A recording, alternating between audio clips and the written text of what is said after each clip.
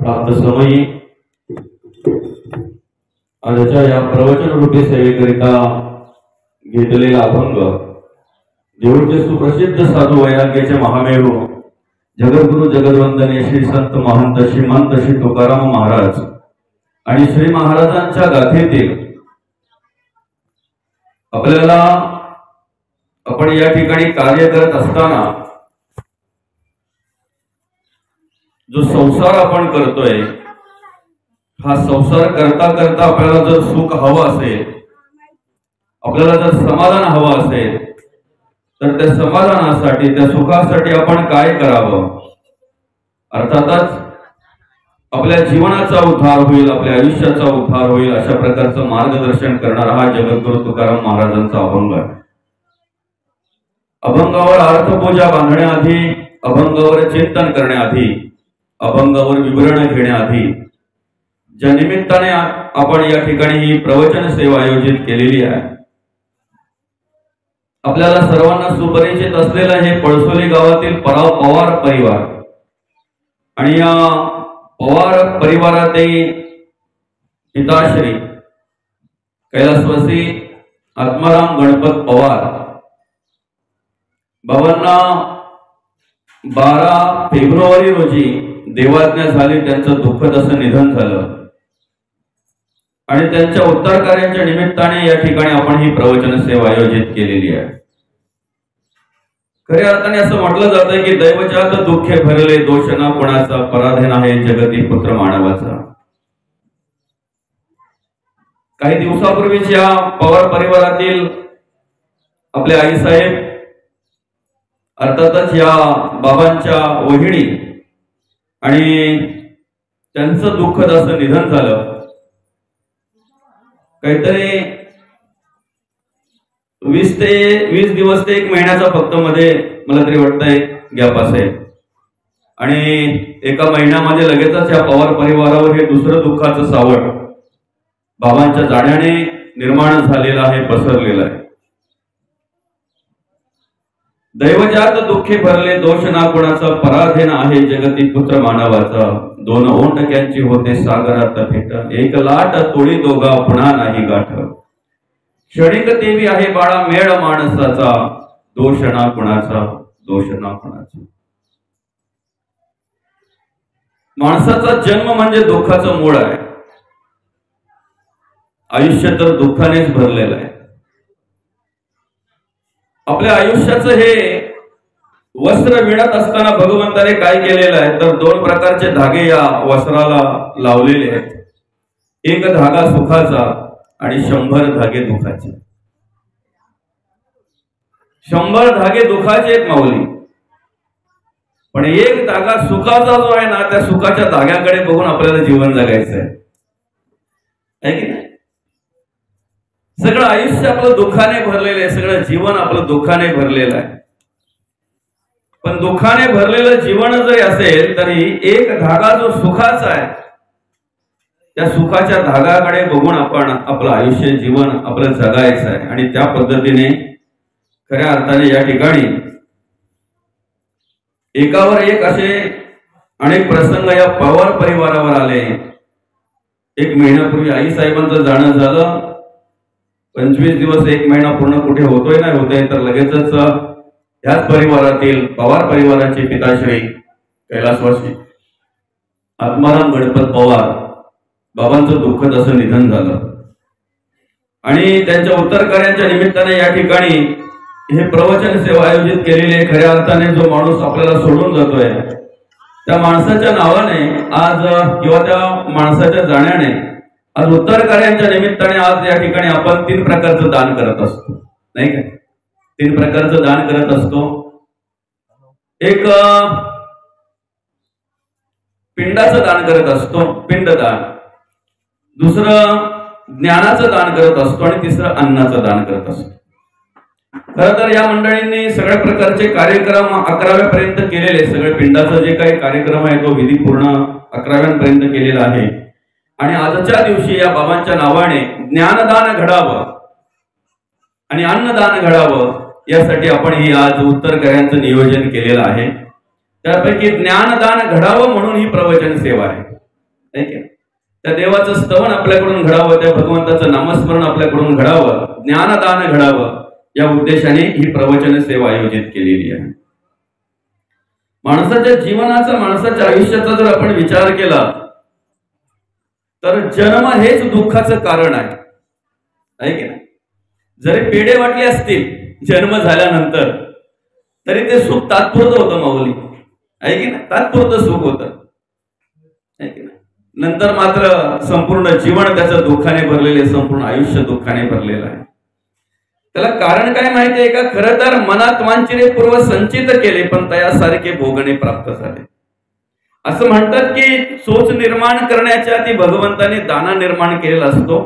म्हणजे एखाद्या माणसाला जन्माला घालण्याच्या आधी पूर्ण त्याची व्यवस्था केलेली असते आणि मग त्याला जन्माला घातलेलं असतंय. तरी सुद्धा माणसावर रडण्याची वेळ काय येते किंवा माणसाच्या आयुष्यामध्ये दुःख काय येत आहे, माणसाच्या जीवनामध्ये वेगवेगळ्या प्रकारचे प्रसंग काय येतात, त्याला कारण म्हणजे आईच्या गर्भात असताना जी आपण संकल्पना केली होती किंवा आईच्या गर्भात असताना जे आपण देवाला प्रार्थना केली होती, देवा येथून सोडविशी सोयीत करीन जन्मवास हा चुकवीन पुन्हा नाही येते.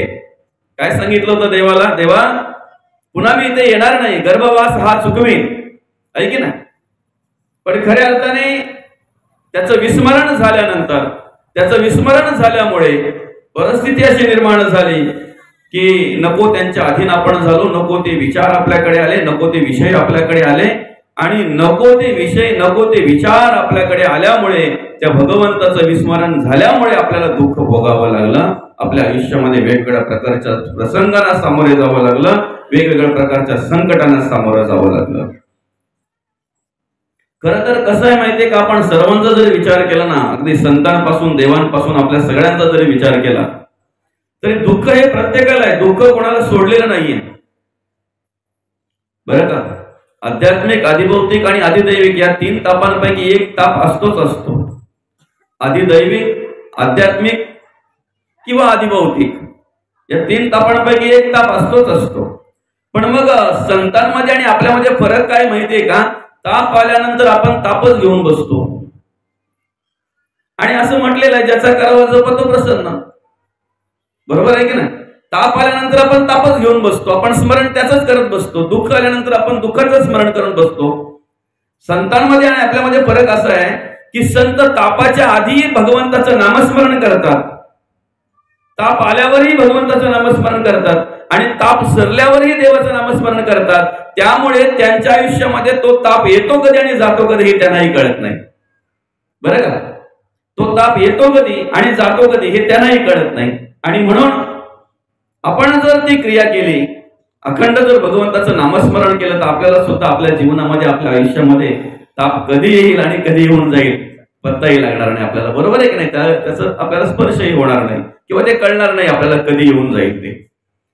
आता खरं तर या ठिकाणी जगद्गुरु तुकाराम महाराज आम्हाला ओळख करून देतात की संसारा आलिया एक सुख आहे, बरं का?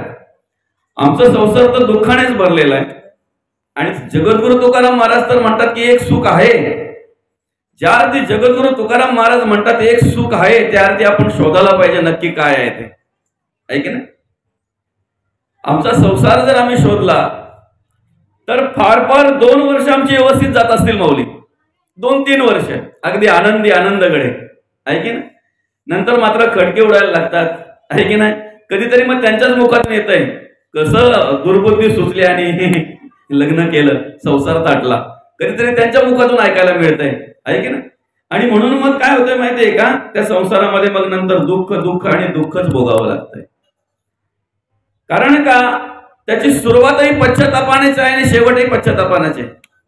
संसाराचा सुरुवात जर पाहायला गेला तर सुरुवातही पश्चातापानेच आहे.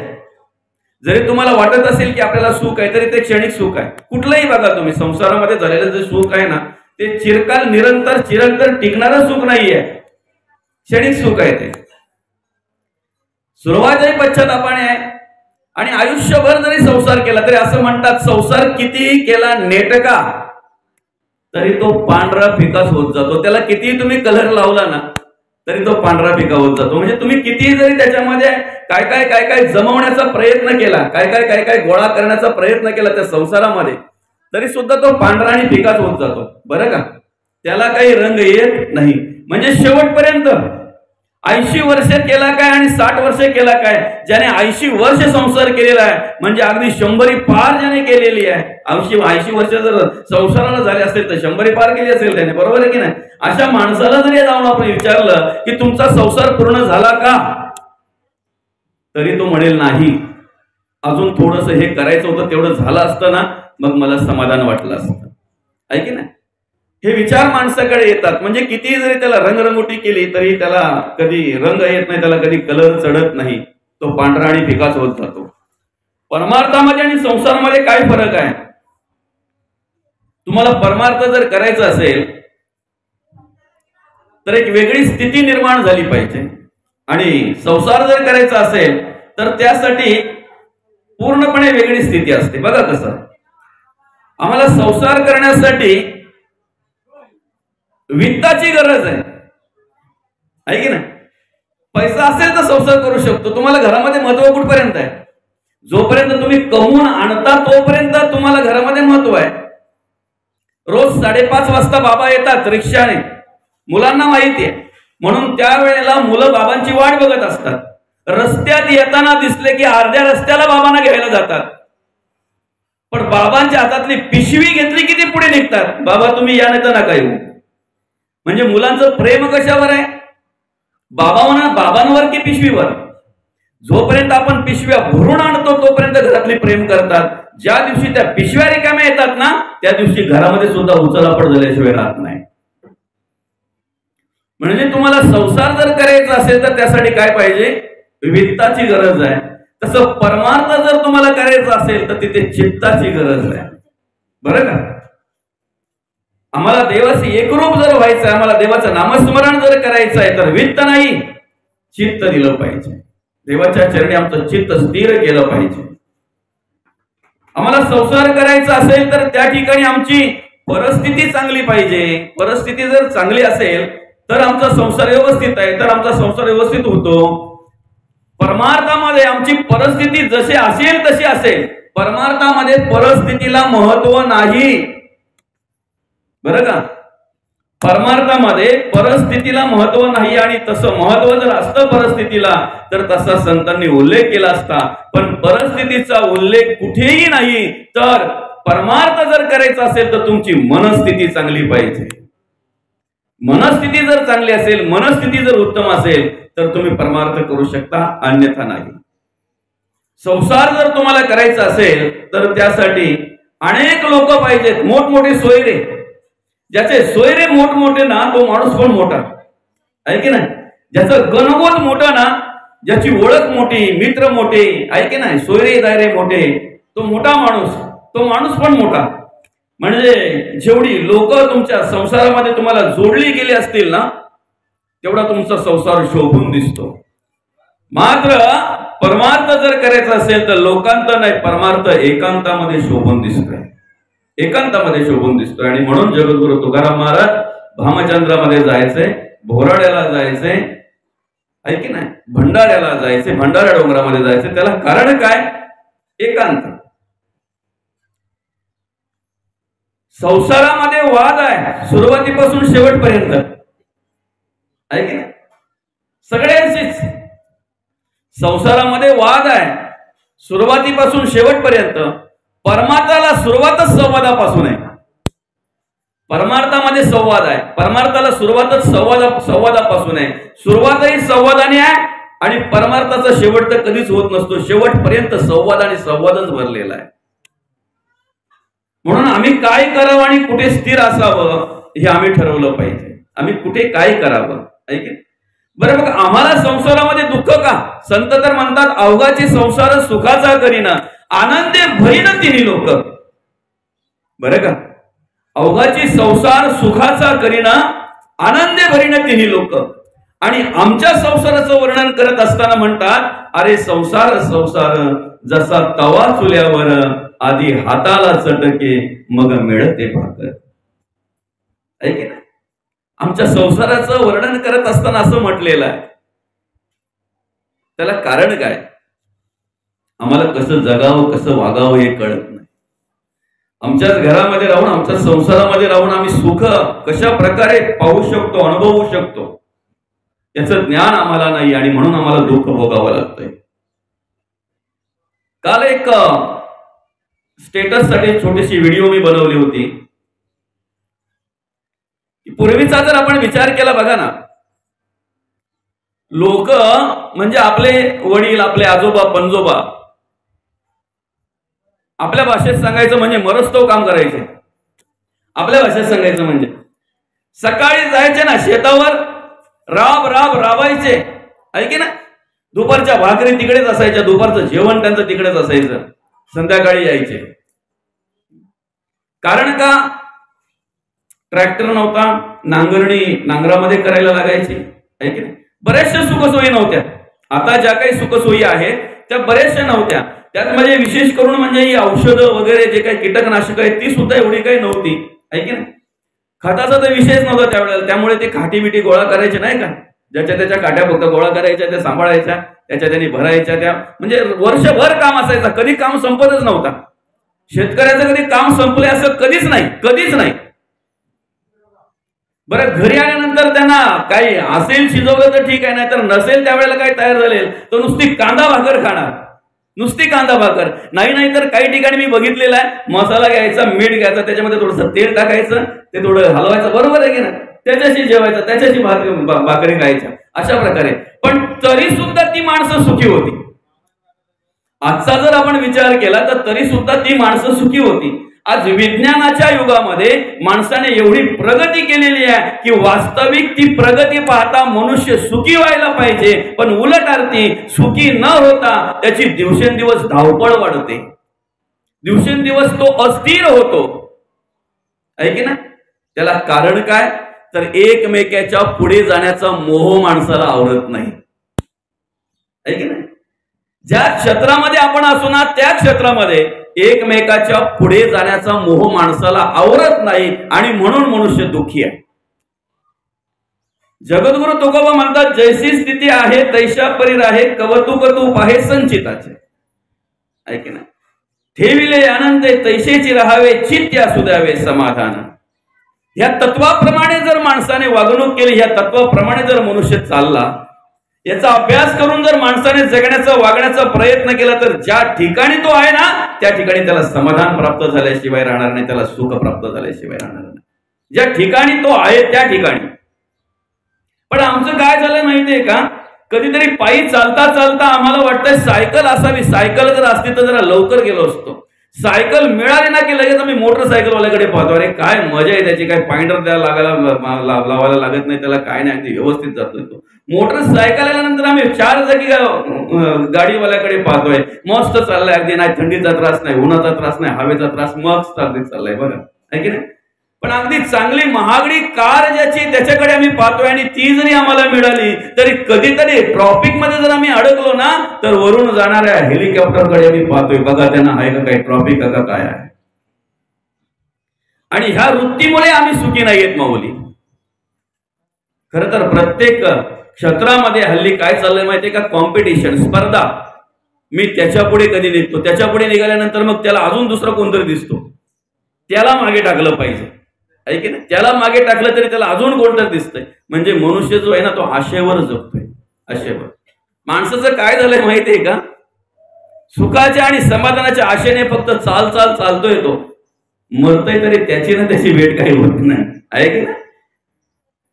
ज्या वेळेला ते बैल थकले ना, आता पुढे चालतच नाहीत, मग त्या वेळेला त्या मालकाने काय केलं, त्यांच्या त्या शिंगांच्या मधून अशी वरून एक काठी बांधली आणि त्या काठीला थोड्या अंतरावरती हिरवी पेंडी बांधली, त्या बैलांना दिसेल अशी. आणि मग मात्र ती हिरवी पेंडी बघितल्यानंतर बैल पुढे चालायला लागले, आहे की नाही. आता तुम्ही सांगा ना, त्या ठराविक अंतरावर बांधलेली पेंडी बैल किती लांब गेल्यानंतर त्यांना मिळेल, किती लांब गेल्यानंतर मिळेल. माणसाचंही तसंच आहे, फक्त आशेने धावत असते बघ, आशेने फक्त पळत असते ते. पण ज्याच्यासाठी हे सगळं काही कार्य करतंय ना त्याची आणि त्याची भेट होत नाही. का होत नाही बघा, एक माणूस साधू पुरुषांकडे गेला, एक सत्पुरुष होते त्यांच्याकडे गेला. बरं, तो गेला याच्यासाठी की त्याला माहिती आहे त्या सत्पुरुषांकडे सगळ्या आजारांवर उपाय आहे. म्हणजे जे काही माझी प्रार्थना असेल, जे काही माझे विचार असतील ना, त्या सगळ्या विचारांवर औषध त्याच्याकडे आहे, त्यांच्याकडे आहे, उत्तर आहे, असं त्याला माहिती होतं. आणि हे ऐकून असल्यामुळे मग काय झालं माहितीये का, तो माणूस त्या सत्पुरुषाकडे गेला, त्या साधू पुरुषाकडे गेला. बरं, याचं कारण काय होतं माहितीये का मौली? संसारात सुख नाही. काय कारण होतं याचं? मी संसार करतोय पण संसारामध्ये मला सुख नाहीये, समाधान नाहीये, मला असा आनंद वाटत नाहीये. नुसते खटके उडतात आमचे मिनिटाला. कधीतरी मस्त आनंदात राहावं असं वाटतंय, कधीतरी मस्त आनंदात जगावं असं वाटतंय, पण माझंच घर मला खायला धावतंय. आणि ज्या वेळेला तो साधू पुरुषाकडे गेला त्यावेळेला तो साधू पुरुष, ते सत्पुरुष, उन्हामध्ये आपल्या अंगातलं जे काही शर्ट आहे, जे काही सदरा आहे, तो शिवत बसले होते. बरं का, अंगण्यामध्ये बसले होते, उन्हामध्ये बसले होते, आणि आपल्या अंगातला जो काही सदरा आहे तो त्यांनी काय करायला घेतला होता, त्याला टाके घालायला घेतले होते, शिवायला घेतला होता. आणि हा तिथे गेला. गेल्यानंतर याने नमस्कार केला त्या साधू पुरुषांना आणि सांगायला सुरुवात केली. म्हणे, अमुक वर्ष झाली माझ्या लग्नाला, संसारात सुख नाहीये, समाधान नाहीये, मिनिटाला खटके उडतात, आमचं फुटत नाहीये. बरं का, आता इथे असलेल्यांपैकी जर तो सर्वे केला, कोणाकोणाचं पटतंय आणि कोणाकोणाचं पटत नाहीये, काय म्हणून निघतील ना काही असे माझ्या सकट सगळेच. असो, तर मग त्याने एकीकडे सांगायला सुरुवात केली, आमचं पटत नाही, अमुक वर्ष लग्नाला झाले, आमचे खटके उडतात, नुसते वादविवाद चालू असतात आमचे, घर खायला धावतंय, नकोसं वाटतंय त्या संसारामध्ये, नकोसं वाटतंय त्या घरामध्ये. आणि मग काय झालं माहितीये का, त्या साधूने ऐकून न ऐकल्यासारखं केलं. बरं का, पण मग याचं बोलणं झाल्यानंतर त्यांनी त्यांच्या बाईला आवाज दिला. अगं, ऐकलंस का? आतून आवाज आला. म्हणे, काय? प्रेमाचा आवाज आला. काय म्हणे, एक बत्ती पेटवून दे ना मला इथे, उजेडासाठी मला म्हणे बत्ती दे ना जरा पेटवून इथे. आता मात्र तो माणूस विचार करायला लागला की मला असं माहिती होतं की हे साधू आहेत, हे चांगले उपदेशक आहेत, चांगल्या प्रकारचा उपदेश करतात, पण म्हणे मग आता काय म्हणावं, आता काय बोलावं? उन्हामध्ये बसलेले आहेत, प्रकाशात बसलेले आहेत, सूर्यप्रकाशामध्ये बसलेले आहेत, सदरा शिवायला घेतलेला आहे, आणि बाईला आवाज देत आहेत. अगं म्हणे, ऐकलंस का, मला जरा बत्ती पेटवून दे ना. आता याची अपेक्षा अशी होती की बहुतेक आतून आता काहीतरी वेगळाच आवाज येईल. तुमचं काय, तुम्ही उन्हात बसलेत ना? पण नाही, ती बाई 2 मिनिटात बत्ती पेटवून त्यांच्या पुढ्यात आणून ठेवली आणि परत आतमध्ये निघून गेली. आता याला वाटायला लागलं, मी कोणाकडे आलोय नक्की, मी आलोय कोणाकडे? परत त्यांनी सांगायला सुरुवात केली, असू दे म्हणे, आपण सांगायचा तर प्रयत्न करू, मिळाला तर मिळाला काय उपदेश. तेवढ्यात मग त्या साधू पुरुषांनी काय केलं माहितीये का, त्याला सांगितलं, या आपण घरात बसूया, आणि घरात गेले आतमध्ये. घरात गेल्यानंतर मग त्यांनी आवाज दिला त्या साधू पुरुषांनी त्यांच्या त्या बाईला. अगं म्हणे, ऐकलंस का, चहा ठेव. बरं का, आणि चहा ठेव हा आवाज ऐकल्याबरोबर त्या बाईला एवढा आनंद वाटला. काही महिला अशा असतात, त्यांच्या घरी जर कोणी पाहुणे आले ना तर खूप आनंद वाटतंय त्यांना, खूप म्हणजे अगदी संत आल्याचा आनंद त्यांना वाटतोय. आणि त्या आनंदाच्या भरामध्ये काय टाकावं त्या चहामध्ये, म्हणजे तो चहा चांगला होईल, रुचकर होईल, मस्त होईल, आहे की नाही? अद्रक टाकलं तिने, वेलची टाकली तिने, अजून पाणी टाकलं काय, अजून चहा पावडर टाकली काय, अजून मस्त अगदी व्यवस्थित चांगल्या प्रकारे बनवला तो चहा, आणि आणून यांच्या हातात दिला. बरं का, दिल्यानंतर ज्या वेळेला त्या माणसाने घोट मारला चहाचा, त्यावेळेला पाहतोय तर साखरेचा पत्ताच नाही त्या चहामध्ये, साखरेचा पत्ताच नाही. आणि मग तो ह्या सत्पुरुषाकडे पाहायला लागला. हा बाबा मात्र गटागटा पिऊन घेतला सगळा चहा त्याने, थोडं पण असं दाखवलं नाही की त्या चहामध्ये साखर नाही म्हणून. मग मात्र त्याला पटलं की आता आपण आलोय कोणाकडे नक्की, बिना साखरेचा चहा, काही न बोलता काही न पिता, आता आपल्या घरी जर मी असतो तर, असा मनात विचार करायला लागला तो. आणि मग याने ठीक आहे म्हणे आता तसं खाली तर जायचं नाहीये, पण पुन्हा एकदा आपण सांगून बघू. आता उठता उठता जाता जाता महाराजांनी काही सांगितलं तर सांगितलं. आणि मग त्याने पुन्हा एकदा सांगायला सुरुवात केली, महाराज संसार माझा मला पटत नाही, मला घर माझं खायला धावतंय, वादविवाद होतात, काही कळत नाही, काय करावं, जगावं की मरावं काही कळत नाही. त्यावेळेला त्या साधू पुरुषाने सांगितलं म्हणे, तुला उत्तर मिळालं का? हे सगळं पाहून तुला उत्तर मिळालं का? म्हणे सगळं पाहून काय उत्तर मिळणार? म्हणे बघ रे, ज्या वेळेला मी उन्हामध्ये बसलो होतो ना, त्यावेळेला मी आवाज दिला माझ्या बाईला, अगं ऐकलंस का, मला बत्ती पेटवून दे. त्यावेळेला ती बोलू शकली असती की तुम्ही सूर्य प्रकाशामध्ये बसलेले आहेत, सूर्याचा प्रकाश मोठा आहे का बत्तीचा प्रकाश मोठा आहे, पाहिजे ते बोलू शकली असती. पण पतीची आज्ञा म्हणून, पतीने सांगितलंय म्हणून तिने आणून दिलं. बाहेर तिने मला समजून घेतलं ना, म्हणून चहाच्या वेळी आतमध्ये आल्यानंतर मी तिला समजून घेतलं. असं जर समजून घेतलं ना, तर तोच संसार जो आहे, तो ज्या घरात आपण थाटलेला आहे, तिथेच आपल्याला समाधान प्राप्त झाल्याशिवाय राहणार नाही, तिथेच आपल्याला सुख मिळाल्याशिवाय राहणार नाही.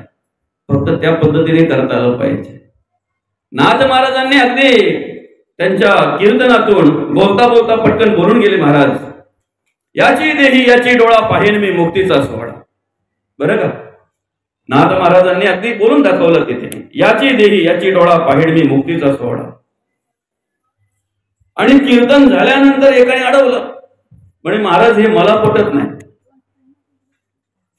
ह्या डोळ्याने आणि याच देहाने मुक्तीचा सोहळा असं म्हणतात की मेल्यावर मोक्ष आहे, मेल्यावर मुक्ती आहे, आणि याच देहाने याच डोळ्याने कसं काय मुक्तीचा सोहळा पाहता येईल, हे मला तरी पटत नाही.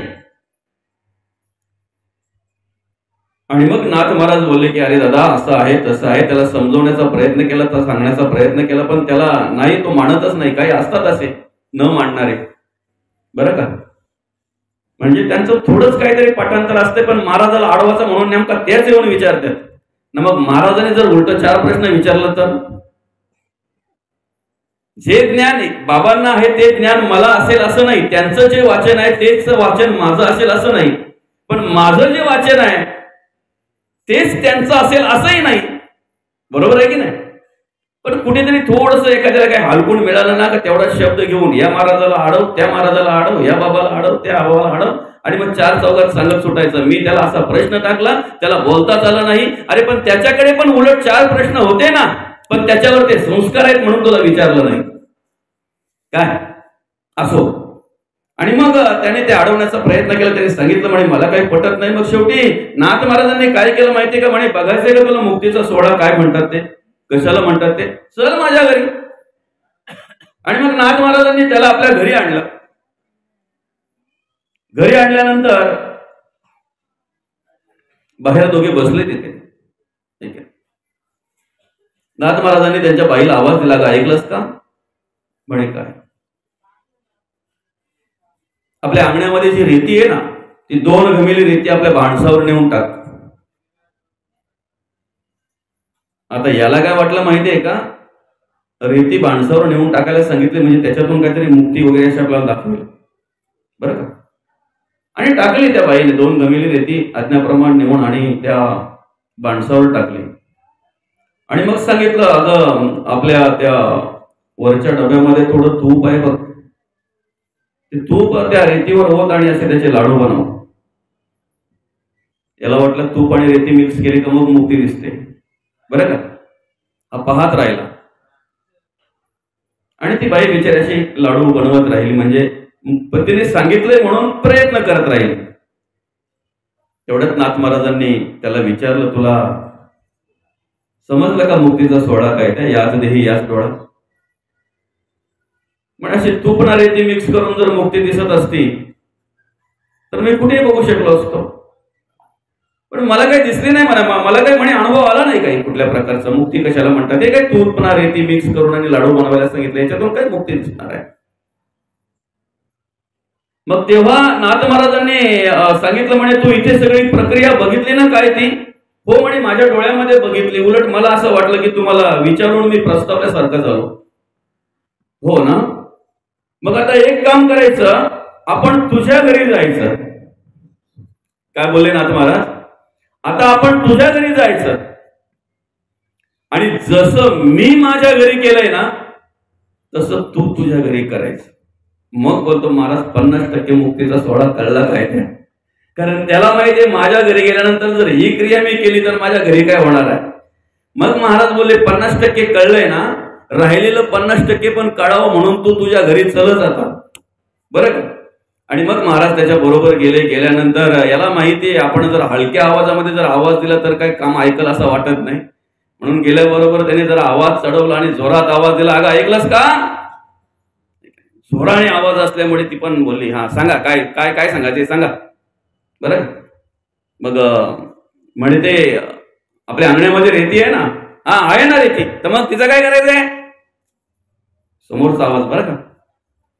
नाथ महाराज बोलतात बघा मुक्तीचा सोहळा. आणि मग ती 2 घमेली रेती म्हणे आपल्या माणसावर नेऊन टाक. तिला वाटलं काय सिमेंट कॉन्क्रीटचं करायचं की काय, मिस्त्री बरोबर आणलंय की काय, आहे की नाही.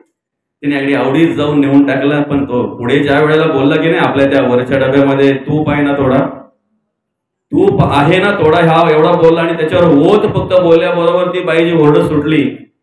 आमचे येळवले हे आणि तूप उतायला सांगतात रेतीवर आणि कोणतरी येळा बरोबर आणलाय आणि अरे रे रे रे रे. तेव्हा महाराज बोलले आता समजलं मुक्तीचा सोहळा काय? मग तेव्हा त्याने नमस्कार केला म्हणे महाराज समजलं मला, याची देई याची डोळा मुक्तीचा सोहळा कशाला म्हणतात ते समजतंय.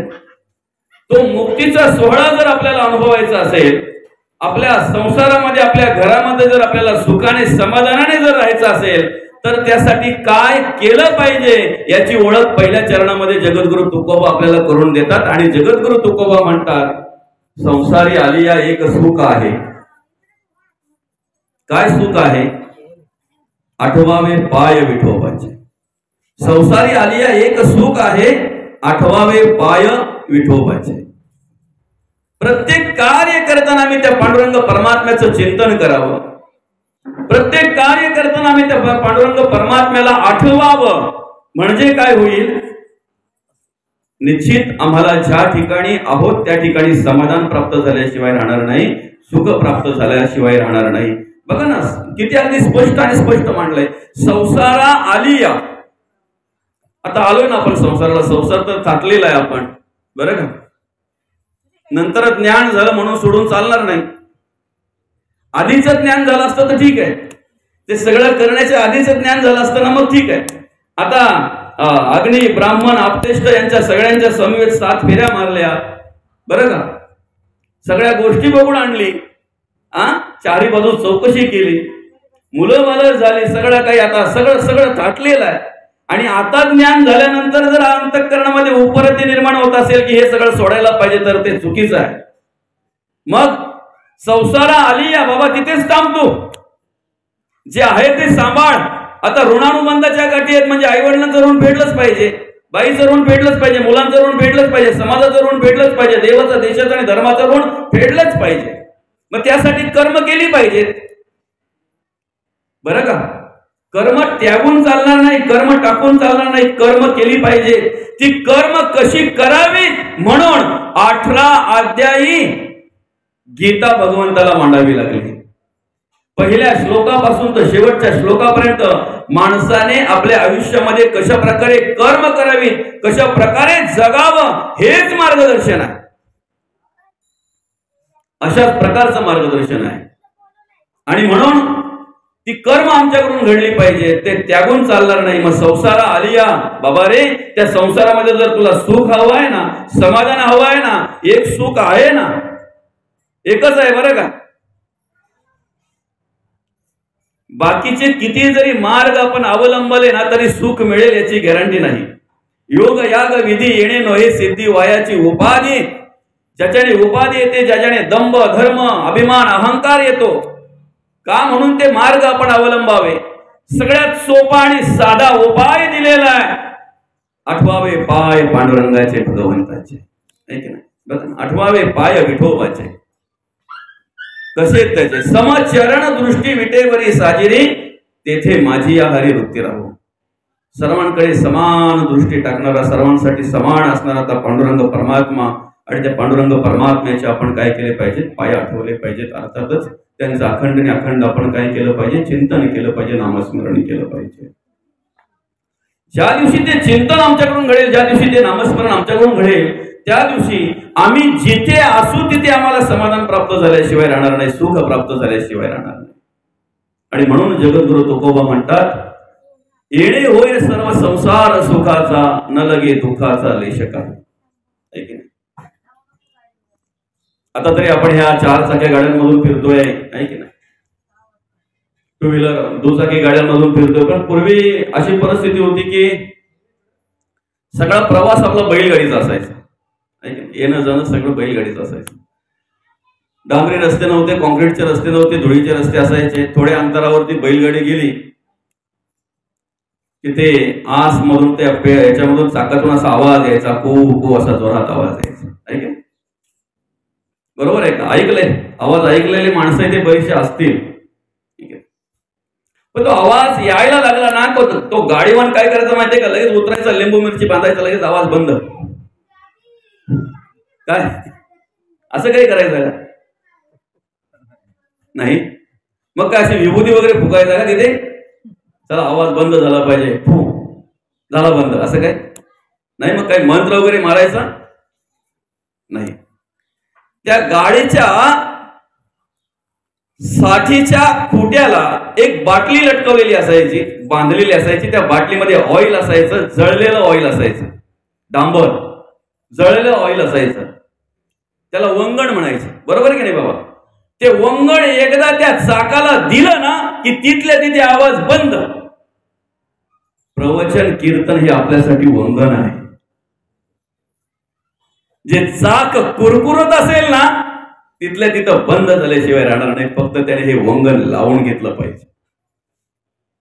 संसारूपी रथाची, संसारूपी गाड्याची ही 2 चाकं आहेत, स्त्री आणि पुरुष. दोन्ही सारखी पाहिजेत, बरं का? आणि दोन्ही सारखे असतील तर तो गाडा व्यवस्थित चालला जातो. एखादं चाक ज्या वेळेला कुरकुर करायला लागतंय ना, त्यावेळेला आपण समजायचं आता प्रवचनाची गरज आहे, आता कीर्तनाची गरज आहे, आता संतांच्या विचाराची गरज आहे. हे वाङ्मय गाताय, गीताय, ज्ञानेश्वरी आहे, भागवत आहे, अमृतानुभव आहे, चांगदेव 65 आहे, हरिपाठ आहे. हे वाङ्मय जे आहे ना, हे आम्हाला प्रेरणा देत आहे, हे आम्हाला स्फूर्ती देत आहे, हे आम्हाला जगण्याचा मार्ग दाखवत आहे. हे वंगण आहे आमच्या जीवनासाठी, आयुष्यासाठी. आणि ते घेतलं पाहिजे, आम्ही ते लावून घेतलं पाहिजे. ज्या वेळेला ते आम्ही श्रवण करतोय ना, ज्या वेळेला ते आम्ही ऐकतोय की नाही, त्यावेळेला जगण्याचा मार्ग आम्हाला त्याच्यातून कळत असतो. कसं जगावं, कसं वागावं, कशा प्रकारे कार्य करावं, हे त्याच्यातून आम्हाला कळत असते. आणि म्हणून जगद्गुरु तुकोबा म्हणतात, येणे होय सर्व संसार सुखाचा, न लगे दुःखाचा लेश काही. ते विचार आमच्याकडे यावेत. तो परमार्थ, ती भक्ती, ज्या पद्धतीने संतांनी कार्य केलं त्या पद्धतीने कार्य आमच्याकडून घडावं असं जर वाटत असेल तर आम्ही संतांच्या पावलावर पाऊल ठेवून चाललो पाहिजे. आम्ही अखंड आणि अखंड संतांचा विचार केला पाहिजे. जगद्गुरु तुकोबांनी कशा प्रकारे कार्य केलं, माऊली ज्ञानोबांनी कशा प्रकारे कार्य केलं, शांतीब्रह्मनाथ महाराजांनी कशा प्रकारे कार्य केलं, संत सेना महाराज असतील, संत रोहिदास स्वामी असतील, सौतामाळी असतील, गोरोबा काका असतील, जनाबाई, बहिणाबाई, कान्होपत्रा, मुक्ताबाई, यांचा विचार आम्ही करायला हवा. संसार करता करता परमार्थ केला, भक्ती केली, देवाचं होऊन गेले, नवे नवे देवची होऊनी ठेले, देवची होऊनी ठेले. म्हणून आज आम्ही देवाचा विचार करण्याच्या आधी पहिले संतांचा विचार करतो आणि संतांचा विचार आम्हाला देवापर्यंत घेऊन जातो, बरं का? पहिला विचार आम्ही संतांचा करतोय, पहिला संघ आम्ही संतांचा करतोय, आणि संतांचा संघ केल्यानंतर, संतांचा विचार केल्यानंतर, त्या संतांच्या संघातून, त्या संतांच्या विचारातून आम्ही देवापर्यंत कसे जातोय, कधी पोहोचतोय आम्हालाही कळत नाही. कारण तो मार्ग देवापर्यंत जाण्याचा सोपा आहे. म्हणून आम्ही कुठे बसतोय, आम्ही कोणाच्या जवळ बसतोय, बरं का? आम्ही कोणाच्या संगतीला आहोत, याच्यावर आमचं आयुष्य अवलंबून आहे, याच्यावर आमचं जीवन अवलंबून आहे. जी जागा आम्ही बसतोय ना ती जागा सुद्धा आम्ही तपासली पाहिजे, आहे की ना? त्या जागेमध्ये काही दोष आहे का? म्हणून तुम्ही रोज पूजा करताना जी चटई घेत असाल ना, जे आसन घेत असाल ना, ते आसन पूजेचं वेगळं ठेवा, बरं का? जेवायला बसायला तीच चटई, आहे की ना? झोपायला तीच चटई, देवपूजाला तीच चटई, असं करू नका. ते आसन वेगळं ठेवा, ते सामर्थ्याचं आसन असतंय. नुसतं त्या आसनावर तुम्ही बसलात ना तरी सुद्धा तुमचं मन परावर्तित होते, तुमचं अंतःकरण निर्मळ होतंय, स्वच्छ होतंय, एवढं सामर्थ्य त्या आसनामध्ये असतंय. आम्ही कुठे बसतोय त्या जागेवर सुद्धा आमचे विचार अवलंबून आहेत, आहे की नाही? रामायणाच्या वेळेला म्हणजे श्रीराम प्रभू वनवासात जात असताना, वनवासाच्या वेळेला जेव्हा वनवासात जायला निघाले त्यावेळेला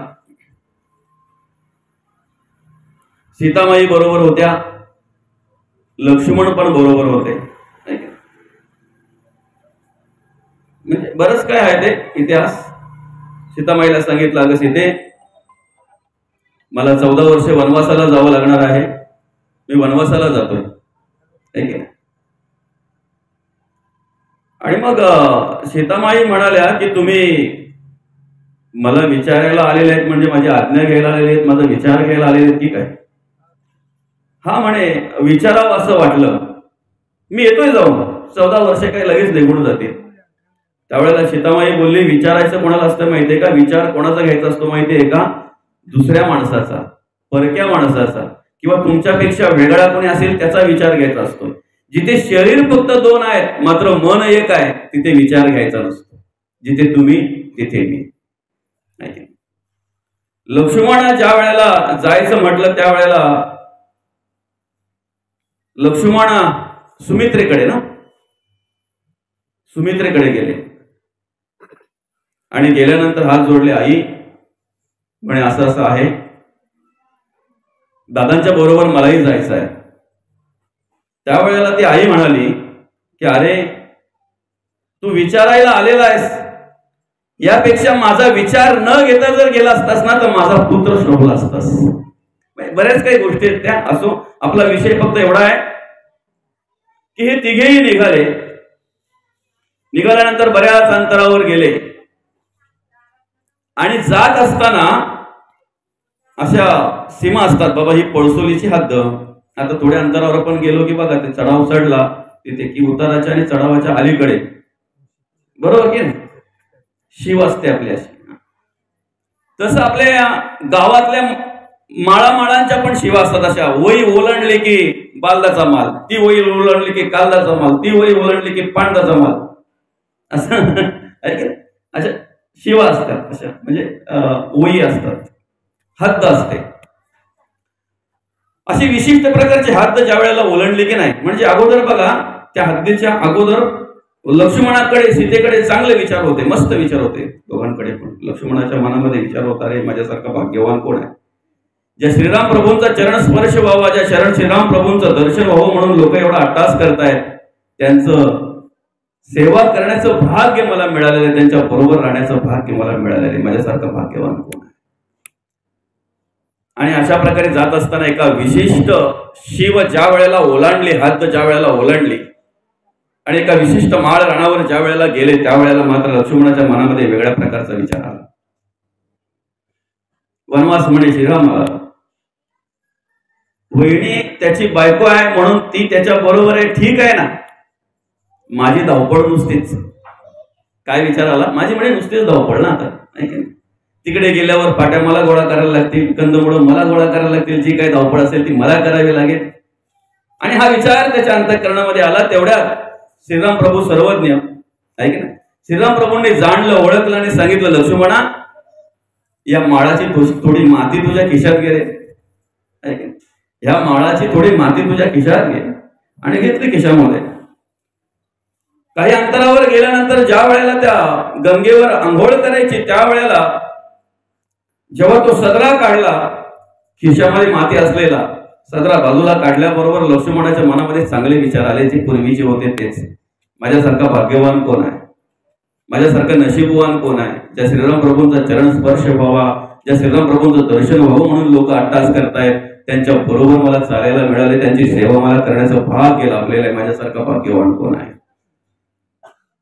पण मग हे विचार ज्या वेळेला त्याच्याकडे आले की नाही, त्यावेळेला त्याच्या मनामध्ये पटकन असं आलं की मधल्या काळामध्ये माझ्या मनामध्ये वेगळे विचार का आले. त्याचं मन असं विचलित झालं. आंघोळ करून आल्यानंतर मग श्रीराम प्रभूंनी सांगितलं, लक्ष्मणा पहिले तो शर्ट जो काही असेल सदरा तो उलटा करून झटक, पूर्ण माती झटकून गेली पाहिजे. आणि ती माती पूर्ण झटकून गेल्यानंतर मग तो शर्ट किंवा तो सदरा जे काही असेल ते घातलं, अंगातलं त्याने वस्त्र. आणि घातल्यानंतर मग त्याच्या मनातली चलबिकल काय थांबतच नाही. मग त्यावेळेला त्यांनी विचारलं, म्हणे दादा मधल्या वेळामध्ये माझ्याकडे असे विचार आले होते, का बरं त्या विचारांनी मला स्पर्श केला, का ते विचार मला शिवले. त्यावेळेला सांगितलं श्रीराम प्रभूंनी, अरे लक्ष्मणा, ज्या माळ रानावर प्रवेश केल्यानंतर, जी हात ओलांडल्यानंतर, विशिष्ट माळामध्ये प्रवेश केल्यानंतर तुझ्याकडे हे वेगळे विचार आले. त्या माळाची माती जोपर्यंत तुझ्या खिशात होती तोपर्यंत तुझ्याकडे ते वेगळ्या प्रकारचे विचार होते. जेव्हा तू शर्ट बाजूला केला, ती मातीचा स्पर्श बाजूला झाल्यानंतर तुझ्याकडे चांगले विचार आले. याला कारण असं आहे की पूर्वी सुंब आणि उपसुंब हे दोघे जण भाऊ, सख्खे भाऊ, तिलोत्तमा नावाची एक सुंदर श्री, ती श्री प्राप्त करून घेण्यासाठी या दोघांचं युद्ध झालं, या दोघांचं भांडण झालं. ज्या जागेमध्ये त्यांचा दोघांचा प्राण गेला या वाईट विचाराने, त्या जागेचा दोष म्हणून तुझ्याकडे विचार बदललेले, तुझ्याकडे ह्या प्रकारचे विचार आले होते. म्हणून आम्ही कुठे बसतोय ना, त्या बसलेल्या जाग्याचे सुद्धा आमच्याकडे विचार निर्माण होऊ शकतात, बरं का. म्हणून कोणाच्या जोडीला बसायचं, कुठे बसायचं हे आपण ठरवायचं आहे.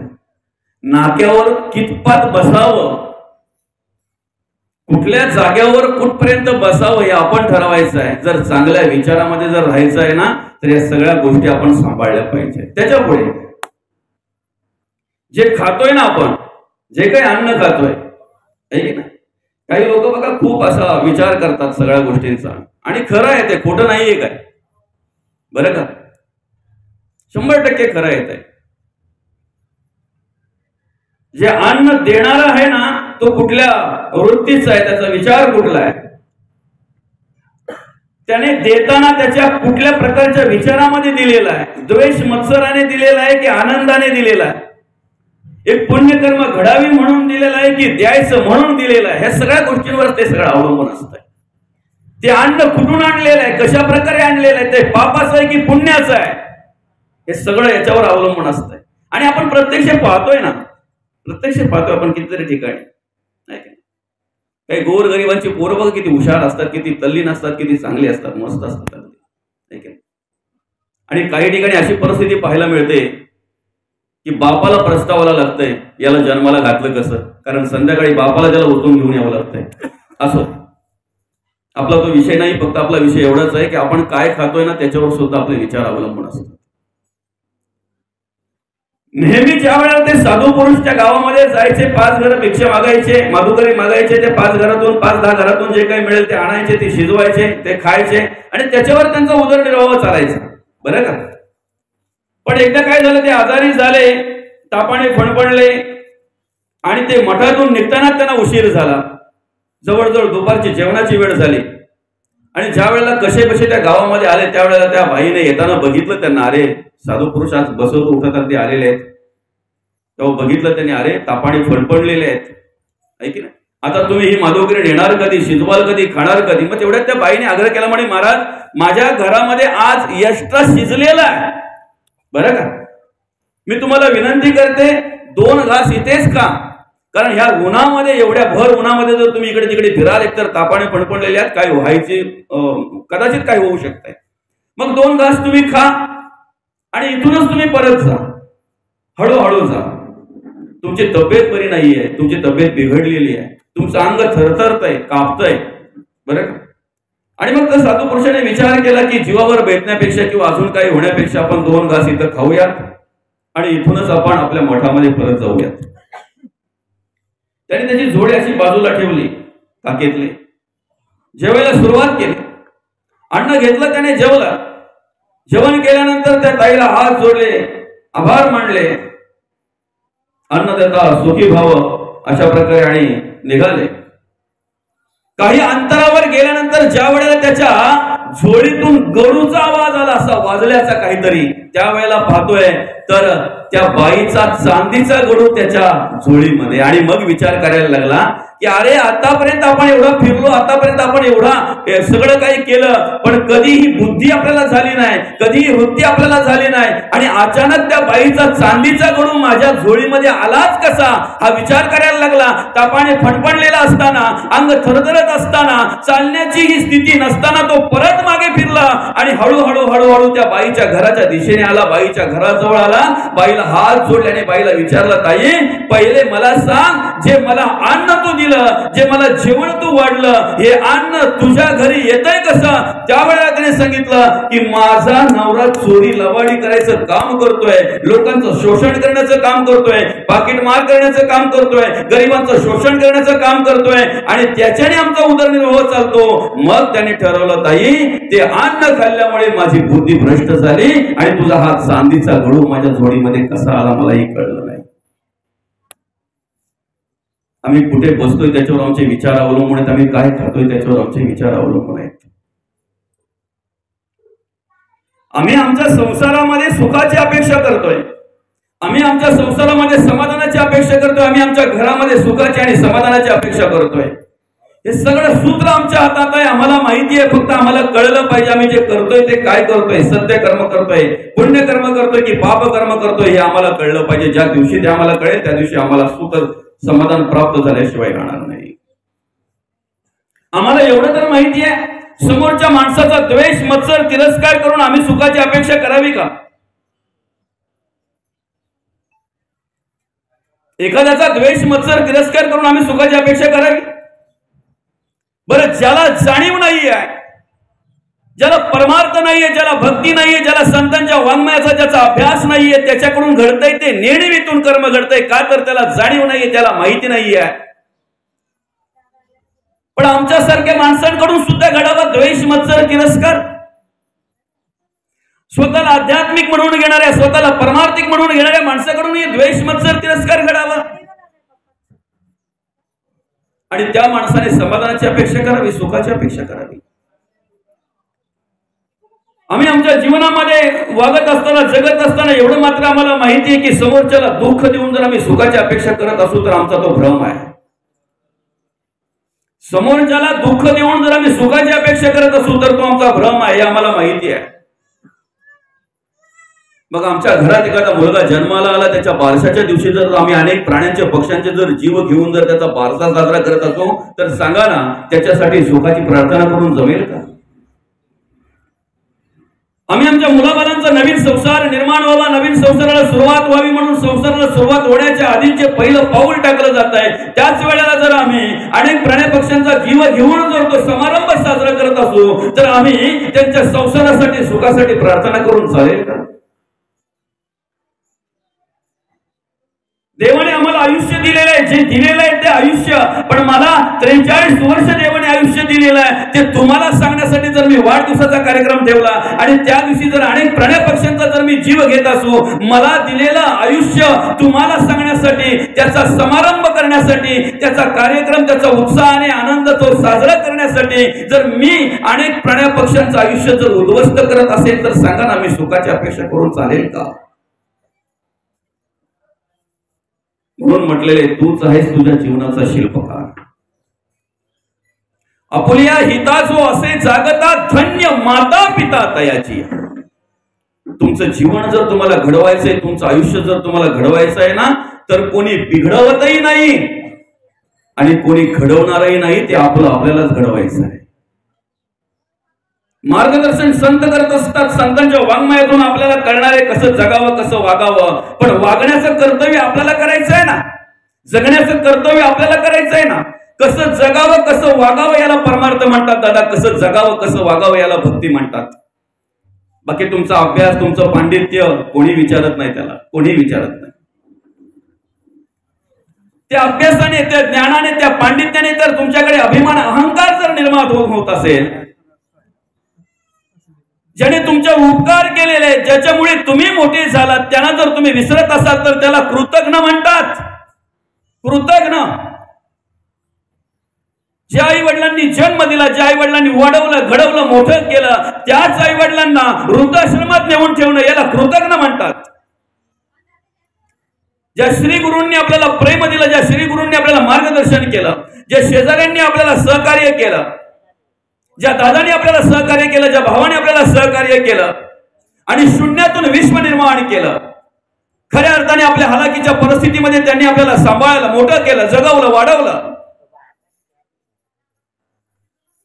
त्याच्यावरच उलट होणं याला कृतज्ञ म्हणतात.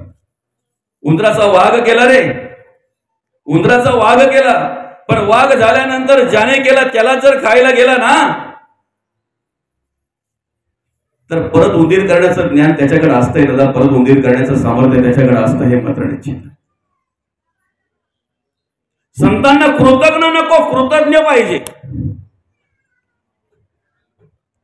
उपकाराची जाणीव ठेवणारा, जे संतांनी कार्य केलेलं आहे, जे संतांनी आपल्यासाठी जे काही दिलेलं आहे त्याचा विचार आम्ही करायला हवं. तुकाराम महाराजांनी काय कार्य केलेलं आहे, जगद्गुरु तुकाराम महाराजांनी आमच्यासाठी काय ठेवलेलं आहे, माऊलींनी आमच्यासाठी काय ठेवलेलं आहे, शांतीब्रह्म नाथ महाराजांनी आम्हाला काय दिलेलं आहे, संत शिरोमणी नामदेव महाराजांनी आम्हाला काय दिलेलं आहे. परतफेड तर होणार नाही, परतफेड होणार नाही त्या गोष्टीची, पण कमीत कमी त्याची जाणीव ठेवून जर आम्ही कर्म करत असू, त्याची जाणीव ठेवून जर आम्ही कार्य करत असू, तर निश्चित आमच्या अंतःकरणामध्ये कुठेतरी कृतज्ञता आहे, कुठेतरी कृतज्ञता आहे. आणि त्याप्रमाणे कार्य केलं पाहिजे, त्याप्रमाणे कार्य घडलं पाहिजे. अनेक प्रकारे सहन केलं त्यांनी सगळं काही. जगद्गुरु तुकोबांचा विचार करा, माऊली ज्ञानोबांचा विचार करा, सगळ्या संतांचा आपण विचार करूया ना. शांतीब्रह्म नाथ महाराज, अरे 108 वेळा तो यवन थुंकला, 108 वेळा. पण प्रत्येक वेळेला जायचे आंघोळ करायचे, प्रत्येक वेळेला जायचे आंघोळ करायचे. ज्या वेळेला त्याची अवस्था वाईट झाली त्यावेळेला अगदी शांतीब्रह्म नाथ महाराज बोले, अरे तुझ्यामुळे आज मला 108 वेळा आंघोळ्या झाल्या, तुझे उपकार मी आयुष्यभर विसरणार नाही. म्हणजे ज्याने अपकार केले त्याला उपकार म्हणायचे आहेत, ज्याने त्रास दिला त्याला म्हणायचंय तुझ्यामुळे मला हे सगळं काही चांगलं घडलं. हे विचार त्यांच्याकडे, संतांकडे, ते विचार आपल्याकडे आले पाहिजेत. म्हणून हा परमार्थ आहे, म्हणून हे प्रवचन आहे, म्हणून आम्ही कीर्तन श्रवण करतोय, मनोरंजन म्हणून नाही. ज्या दिवशी परिवर्तन घडावं म्हणून आम्ही कीर्तन श्रवण करू, प्रवचन श्रवण करू, त्या दिवशी आमच्यामध्ये परिवर्तन घडल्याशिवाय राहणार नाही. पण मनोरंजन म्हणून जर आम्ही ते स्वीकारत असू, मनोरंजन म्हणून जर आम्ही टाइमपास म्हणून जर आम्ही ते स्वीकारत असू, तर आयुष्यभर जर आम्ही प्रवचन आणि कीर्तन श्रवण केले तरी आमच्यामध्ये परिवर्तन मात्र घडणार नाही, मात्र निश्चित आहे. परिवर्तन होणार नाही हे मात्र निश्चित आहे. आणि संतांना परिवर्तन अपेक्षित आहे, परिवर्तन घडलं पाहिजे. का ऐकावं आम्ही? परिवर्तन घडलं पाहिजे, आहे की नाही? आज आमच्या बहुजन समाजाचा जर विचार केला तर बघा ना, प्रवचन आवडत नाही, कीर्तन आवडत नाही, सांगावं लागतंय, बोलवावं लागतंय. हरिनाम सोहळा जर असेल तर त्या ठिकाणी सुद्धा राजकारण केलं जातंय. काही वेळेला काही लोक प्रामाणिकपणे काम करत असतात, काही लोक प्रामाणिकपणे त्या ठिकाणी जे मिळेल ते काम करत असतात, जे पडेल ते काम करत असतात. कुणीतरी आपल्याला एक तिथे खारीचा वाटा म्हणून आपला हात लागला पाहिजे म्हणून त्यासाठी धडपडत असतात. पण काही लोक मात्र त्या ठिकाणी सुद्धा विरोध करत असतात. आमचीच लोक ज्या वेळेला आमच्याच धर्मकार्याला विरोध करतात ना, त्यावेळेला अंतःकरणापासून दुःख होत असते दादा. पण ही लोक बाकीच्या अनेक ठिकाणी आम्हाला पाहायला मिळतात, अनेक ठिकाणी पाहायला मिळतात. म्हणजे धर्मकार्याला विरोध करणार, पण जिथं अधर्माचं असेल, जिथे अनितीचं असेल, जिथे पापाचे कर्म असतील, जिथे पापकार्य असेल, त्या ठिकाणी मात्र तुटून पडलेली पाहायला मिळतात आम्हाला. अगदी मनापासून त्या ठिकाणी झुकून देतात पूर्ण. आज प्रत्येकाने चांगली कर्म करायची, उत्तम जगावं, उत्तम राहावं, समाधानाने राहावं, सुखाने राहावं, हीच अपेक्षा संतांची आहे. पण जर संतांच्या मनाच्या विरुद्धाने, संतांच्या वाङ्मयाच्या विरुद्धाने, संतांच्या शिकवणीच्या विरुद्ध जर आम्ही कर्म करत असू, तर आम्ही सुखाची अपेक्षा करून चालेल का? आम्ही समाधानाची अपेक्षा करून चालेल का? ज्या पद्धतीने आम्ही कर्म करतोय त्या पद्धतीने जर आम्हाला फळ मिळतंय, पापाचं फळ ते दुःख आणि पुण्याचं फळ ते सुख, पाप पुण्य आवश्यक भोगणे लागेल. ज्या प्रकारची कर्म आमच्याकडून घडत असतील त्या कर्माचं फळ त्याच पद्धतीने जर आम्हाला मिळत असेल तर आम्ही वर्तमान काळामध्ये काय केलं म्हणजे आमचा भविष्यकाळ उत्तम होईल, उज्ज्वल होईल, याचा विचार आज आम्ही वर्तमान काळामध्ये करायला हवा. मी आज काय कर्म केली म्हणजे माझा भविष्यकाळ चांगला होईल, उत्तम होईल. मी आज कशा प्रकारे जगलं वागलं म्हणजे माझा भविष्यकाळ उत्तम होईल, याचा विचार आम्ही बसल्या जागी करायला हवा, आता करायला हवा. म्हणजेच आमच्या भविष्याचा विचार आम्हाला राहणार नाही निश्चित. आणि हेच कार्य संतांनी केलं. कशासाठी? हा 8 शेवटचा दिवस गोड व्हावा. आम्हाला माहिती नाही शेवटचा दिवस आमचा कधी येते, पण आहे एवढं मात्र माहिती आहे. कधी आहे ते जर माहिती नाही आहे तर मग बसल्या जागी ज्या वेळेला वेळ आपली असेल त्या वेळेला आपण ती वेळ शेवटची समजून जर समजा नामस्मरण केलं तर प्रत्येक वेळेला त्या देवाचं स्मरण आपल्याकडून घडेल, त्या प्रत्येक वेळेला त्या देवाचं नामस्मरण आपल्याकडून घडेल. किती साधा आणि सोपा उपाय आम्हाला संतांनी दिलेला आहे. बघा ना, किती साधा सोपा उपाय दिलेला आहे. न लगे सायास जावे वनांतरा, सुखे येतो घरा नारायण. काय करायचंय? ठाईच बैसोनी करा एक चित्त आवडी अनंत आळवा. ठाईच बैसोनी करा एक चित्त आवडी अनंत आळवा. ज्या ठिकाणी आम्ही आहोत ना त्या ठिकाणी फक्त देवाचं नामस्मरण आम्ही अंतःकरणपूर्वक करावं. बरं का? अंतःकरणपूर्वक ज्या वेळेला आमच्याकडून ते नाम घडेल ना, नामस्मरण घडेल ना, त्यावेळेला आमच्या सगळ्या इंद्रियांकडून चांगल्या प्रकारची कर्म घडतील, स्मरणाची कर्म घडतील. खऱ्या अर्थाने आमच्याकडून घडणारी कर्म पुण्यकर्म असतील हे मात्र निश्चित आहे. पुण्यकर्म असतील. अनेक प्रकारे त्रास होऊन सुद्धा जगद्गुरु तुकोबा थांबले नाहीत. अनेक प्रकारे त्रास होऊन सुद्धा माऊली ज्ञानोबा थांबले नाहीत. अनेक प्रकारे त्रास होऊन सुद्धा प्रत्येक संतांचा जर विचार केला तर त्या संतांनी कार्य केलं, कार्य थांबवलं नाही, कुठल्याही प्रकारे थांबले नाहीत. ते कार्य करत राहिले, कार्य करत राहिले.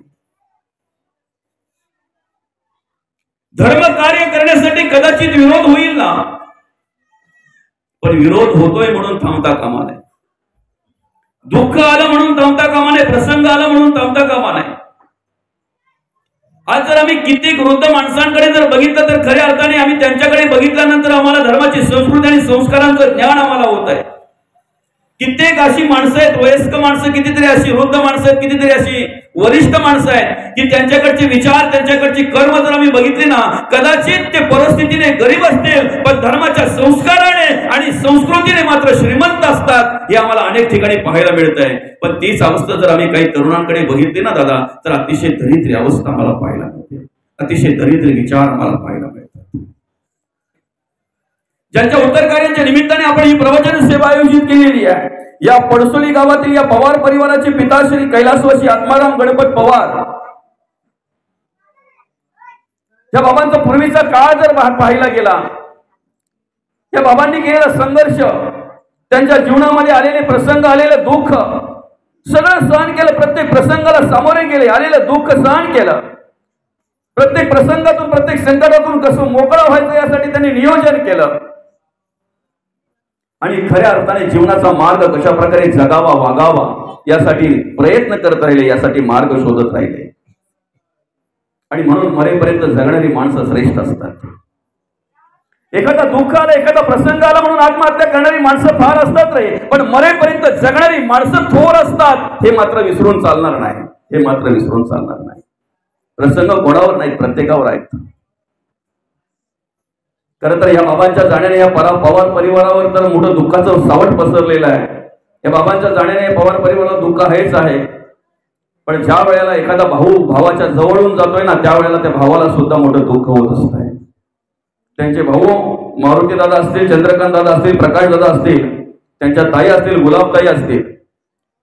खरं तर या 5 भावंडांपैकी ज्या वेळेला एखादा निघून जातो ना, त्यावेळेला प्रत्येक वेळेला क्षण त्या भावाची आठवण येत असते. त्याचे विचार, त्यांनी केलेले संस्कार, त्यांनी केलेली कर्म हे सतत आणि सतत आठवत असतात माणसाला. या बाबांचे मुलं असतील, राजेश दादा असतील, संजय दादा असतील, सचिन दादा असतील, त्याचप्रमाणे त्यांचे पुतणे दिलीप दादा असतील, यांना सगळ्यांना दुःख होणार आहे. खऱ्या अर्थाने सगळ्यात मोठं दुःख जर असेल तर आमच्या आई साहेबांना, अर्थातच नंदाताई पवार आई साहेबांना सगळ्यात मोठं दुःख आहे. कारण त्यांच्या उभ्या आयुष्यामध्ये त्यांनी जी काही कर्म केली, कार्य केलं, जो काही संसार केला, एकमेकाच्या दुःखामध्ये सहभागी झाले, एकमेकाच्या सुखामध्ये सहभागी झाले. दिवस कसे येतील, दुःखाचे येतील, सुखाचे येतील, पण एकमेकाला वाटून घेणं, एकमेकाच्या दुःखामध्ये एकमेकाच्या सुखामध्ये सहभागी होणं हे दोन्ही उभयतांचं कर्तव्य असतंय आणि तेच आम्हाला ह्या थोर माणसांकडून पाहायला मिळत आहे, या वरिष्ठ माणसांकडून पाहायला मिळत आहे, ह्या वृद्ध माणसांकडे ती कर्म ते विचार मला पाहायला मिळतात. आज ज्या हिंदुस्थानमध्ये आम्ही राहतोय त्या हिंदुस्थानची संस्कृती आम्हाला शिकवते, अरे एकदा का एखाद्या